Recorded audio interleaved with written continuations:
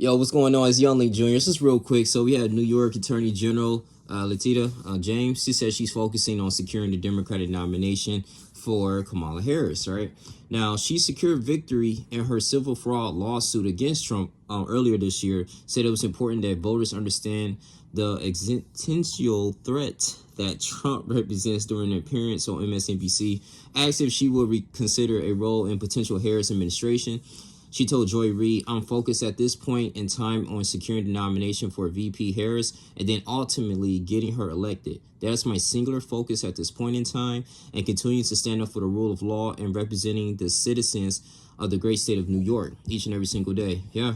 So they say in February, Judge Arthur Engoron ordered Trump to pay $355 million in penalties, but with interest added. So the total that Trump owes has grown to more than $470 million. It's ridiculous, man. Wow. Monday, the former president urged an appeals court to overturn the judgment, but his lawyers argue in a court filing that if the judge's decision is upheld, it will give James limitless power to target anyone she desires. Now, her self-described political opponents, the Associated Press reported, a spokesperson for James' office said, "We won this case based on the fact and the law, and we are confident we will prevail on appeal." James said that Republicans are running very scared after President Joe Biden dropped out of the 2024 race and threw his support behind Harris. She quickly secured the support of enough Democratic delegates. She did raise $81 million. Nominate her at their convention next month. She will be the first woman of color. Harris is of Black and South Asian descent. I thought she was Jamaican and Indian, but she condemned Republicans attacking Harris, saying that they have nothing else other than racism and sexism. Yeah, which is, wow.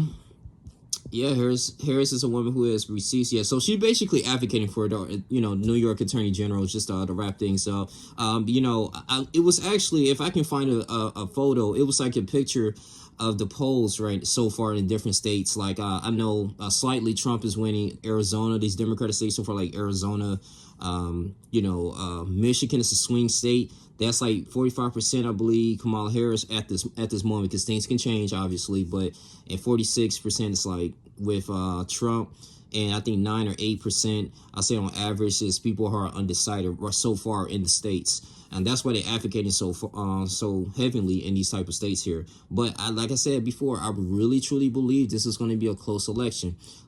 Both parties, I feel like, have a lot of momentum. At first, I was getting a little concerned, Democratic Party, because I was like, okay, well, I mean, President Biden, he's, he's dropping out of the election. So who's going to take his place as VP? Because we haven't heard too much from Kamala Harris in the 4 years in the Biden administration. I'm pretty sure she's done things, but as far as being vocal and being out there and actually advocating for policies. And I've been seeing this too on TikTok. This is for like more of like African Americans like us. Like, are you, this is like, a while ago, years ago, when she was a Senate. And, people stating like, okay, well, are you advocating for reparations, things of that nature for African Americans? I mean, and she basically was talking about that time, like she was studying the law with Sheila Jackson, or a bill passed to study it. She didn't really talk about any type of policy. Would she consider? She basically talked about she considering it, but it's not like, okay, I'm a full force and yes, I do. And then after she made her statement, the reporter asked, like, it's a yes or no question, like, do you, support reparations for African Americans? She was like, I will study it.